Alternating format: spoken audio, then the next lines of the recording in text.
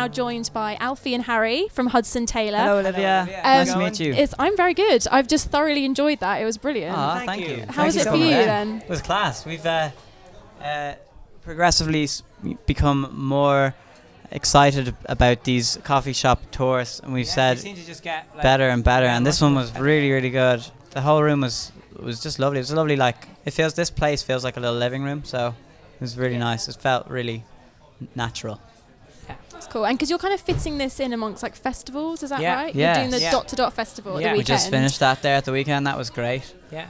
So is it Nottingham yesterday and then different cities? It was like Manchester on Friday. We had a couple of more coffee house tours to do, and then Manchester, Bristol, Nottingham, and now we're here in the lovely Warwick. Brilliant. Well, just want to say thanks so much for coming to play for us, because it was thank you for having us. Honestly, it's so and good. we've also seen like all the festivals you're going to be playing at this summer. Yeah. Is Glastonbury, Reading and Leeds, Gold Coast, to name a few. Another one, Festabelly. Tea in the Park. In Scotland. So pretty busy. It's going to be a great summer. Cool.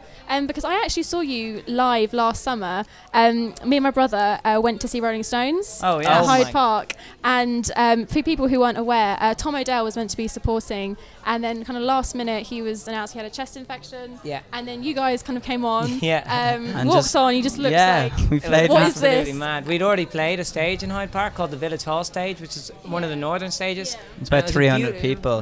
Beautiful gig, really nice crowd, 300 people, and then 20 minutes before, Tom Odell announced kind of that he was sick, and the promoter had been at our earlier gig, so he'd said, boys, you're on the main stage, 20 minutes. So we jumped up and played. No time for nerves, you know. It was too quick. We weren't even allowed to on the stage. Like, all the security guards had, you know, where's your pass, you know, where's your we were like, no, we are playing, look, I swear, look, it's on all, it's written on the boards. It's on the screens. And it was crazy, like 50,000 people, something like that, absolutely mad, like just to see it, people. Yeah. I think that's good that you didn't have time to be nervous. Exactly. Because you kind of like walked on. I remember you were like, we're from Dublin, we're Hudson Taylor. And everyone was like, woo. Like, whoa, it was just like, it was great. And like you performed. It was lovely, sunny vibes. Yeah. I think we actually got sunburnt as well. Yeah, well, I did anyway. Because it was just great. So what are your kind of musical inspirations? You did a Nirvana track for us. Yeah, that's an interesting one, I suppose. I think everyone who plays the guitar at some stage learns a Nirvana song or the like, because they're geniusly very simple. So so it's easy to kind of it's play. Really easy to play, but like.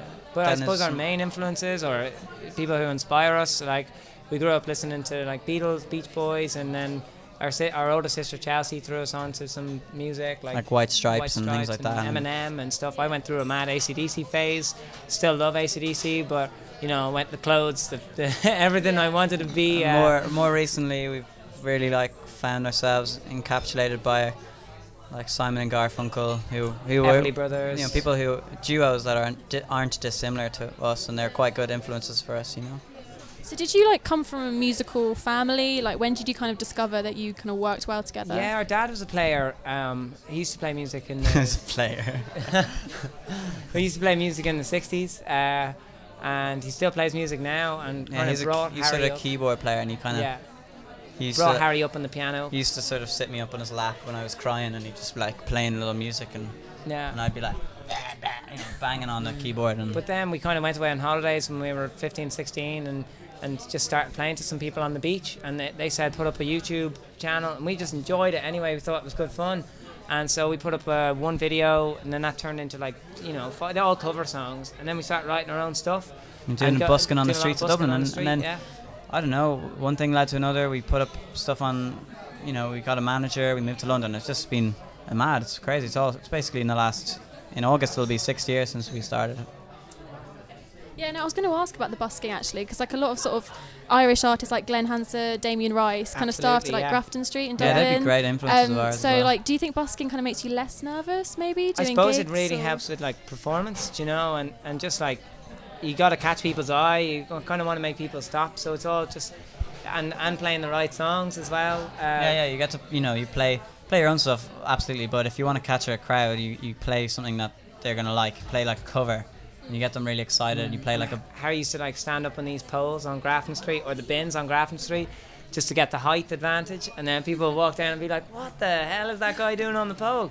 And yeah, that was a pretty good that was something we learned. We don't really put that to practice when we're on the stage. It's a great great way to kind of hone the sort of craft of performance, and like playing to people who've never heard you before, trying to turn a crowd into people who might come to a gig the next day. Yeah. You know, it's and it teaches you in music anyways that, you know, bit of work you work hard, and you know you get a little bit of money on the side, which is nice. We were able to live off busking. You know, our parents kind of stopped giving us pocket money at a certain age, so we were like, right, Graham, go out busking, and it really helped us. You know, it really helped us. And you're also supporting Jake Bugg, is that right? Do you think it helps kind of having a sort of similar kind of crowd? Because I guess his sort of music is sort of similar to yours in a way. Yeah, we supported Jake last year in January, and we're really big fans of that first album particularly, and yeah, absolutely. That was the kind of coolest thing about the whole tour, was the fact it wasn't that we were just getting to play with someone who's really cool, or supporting opening for him, but it was actually that we got to play to an audience who are going to be of a similar mindset and taste, because you know our musics aren't dissimilar in a kind of folk influenced folk rock kind of, you know, songs, you know, songwriting stuff. So yeah, it was invaluable experience playing with Jake. And we're big fans of his music as well, so it was great to watch his set every night, and we did for 28 days.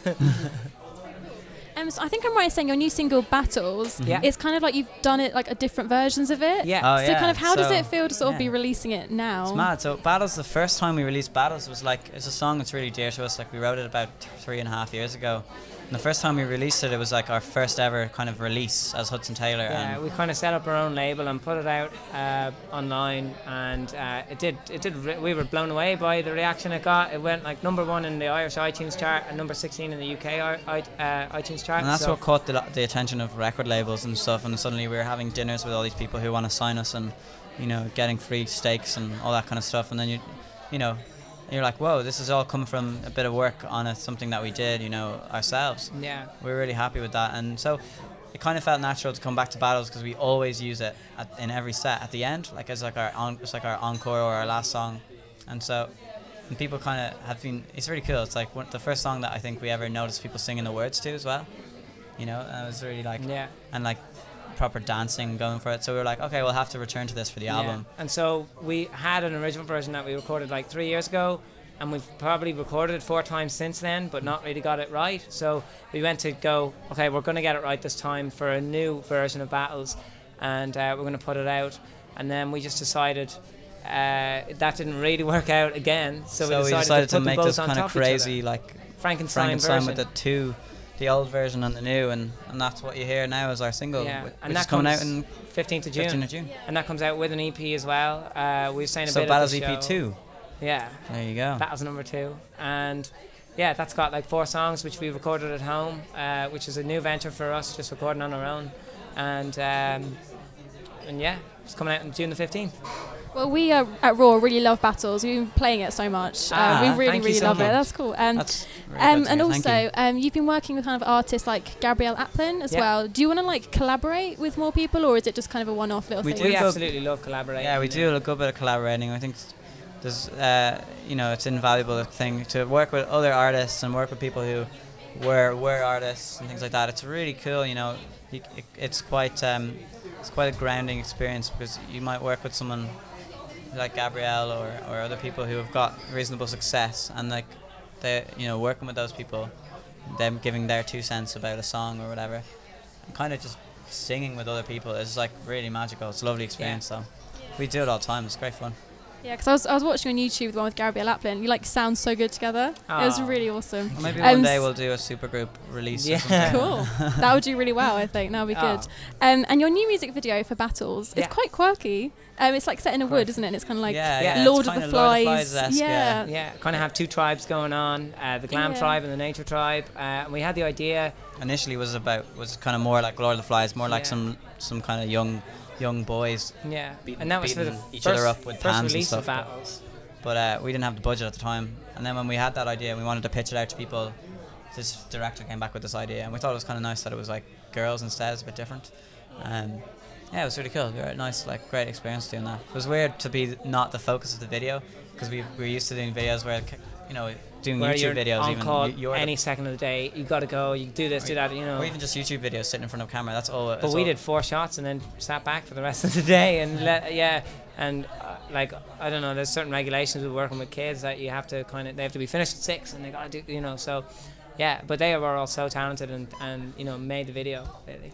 So do you look forward to getting more involved in like the visual element, like of your songs, of music videos, or? We do like it. Like I think it's most important to actually get the songs. Yeah. And playing live is our favourite thing. Yeah, but we do recognise that videos nowadays are very important in the success of bands. You know, some bands. Yeah. Their video is more popular than the song, but we started out just kind of doing videos with one camera, one shot, 2 of us in a room, in a bedroom, sitting room, whatever. So there's maybe not enough of that around, so we want to make sure we get that right before. You know, we will, and we have done videos that are a little bit more conceptual, but it's nice to have things that are like performance based. That's what we like doing, anyways, and we'll collaborate with other people, directors and visual designers and whatever to kind of pull that out and stuff. That side of it, but we definitely like the just performance stuff. It's good, you know, it's real. And talking about live performances, you're going to be playing your biggest headline act at Electric Ballroom. Is it June 5th? June 5th. Yeah. So how are you feeling about that? Very excited. Super excited. We've played lots of gigs in Camden Town. It's actually where our granddad lives. So we've walked past the Electric Ballroom. I've never been in the room, but we've walked past the Electric Ballroom numerous times, like from when we're about this high. So, you know, to be playing the venue now is crazy. Like it's absolutely crazy. I can't believe we sold that many tickets. It's absolutely mad. It's going to be a great gig as well. Are there any tickets left if people want to There are a few tickets. A handful of tickets, I believe. Okay. Yeah. Well, it's people the first probably time we ever have lights. Yeah. Ooh, lights. Yeah. So your new EP, Battles 2, is coming out June 15th. Yeah. Is that right? With the single. With the single, of course. And you're on Facebook, Twitter, and everything. Yes. Well, thanks so much again for playing for us. We really enjoyed it. It was fantastic. Thank you for having us. So this has been Hudson Taylor for Coffee House Sessions. Thank you so much. Thank you.